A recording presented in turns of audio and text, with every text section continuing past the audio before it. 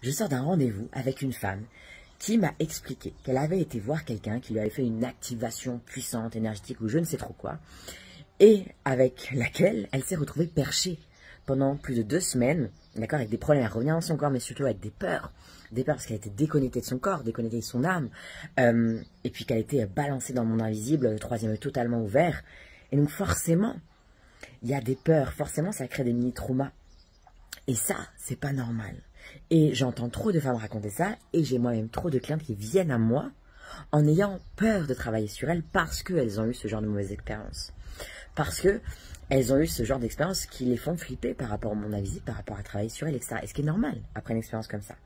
Et donc, il faut vraiment faire attention à déjà avec qui on va, ok, mais surtout nous-mêmes à faire attention en tant qu'énergéticienne, thérapeute énergétique médium, à ne surtout pas faire ce genre de conneries avec des personnes. Nous sommes des accompagnantes. Nous devons faire attention à ce que nous faisons.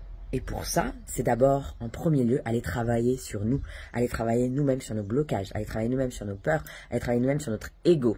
D'accord? Cet ego qui va dire, ouais, je balance la sauce sur la cliente, comme ça c'est sûr, elle va avoir du résultat, elle va être contente. Non! La cliente, elle a aussi son timing.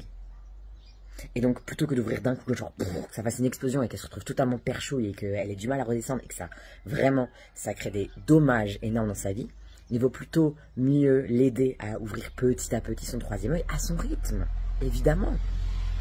Et ça, c'est hyper important de pouvoir, nous, en tant que thérapeute énergétique, conscientiser que nous devons aussi nous-mêmes guérir le plus possible pour ensuite aussi recevoir les informations le plus juste via notre intuition, via notre médiumnité, sur ce que nous devons faire sur notre cliente.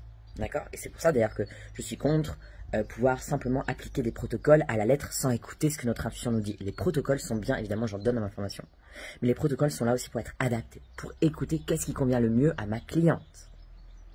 Parce que nous sommes toutes des mondes différents. Chaque personne est un monde différent et a besoin de quelque chose de différent selon là où elle en est et selon ce qui est le mieux pour elle.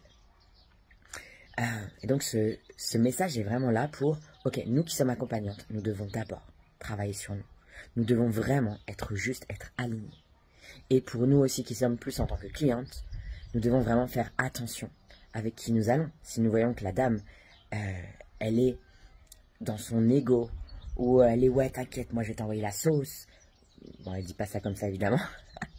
Pouvoir vraiment aussi se fier à nos intuitions. Je la sens pas, d'accord? C'est pas parce qu'elle est énergéticienne que c'est quelqu'un de bien. Il y a des mauvaises personnes, c'est-à-dire des personnes inadaptées, incompétentes dans tous les domaines.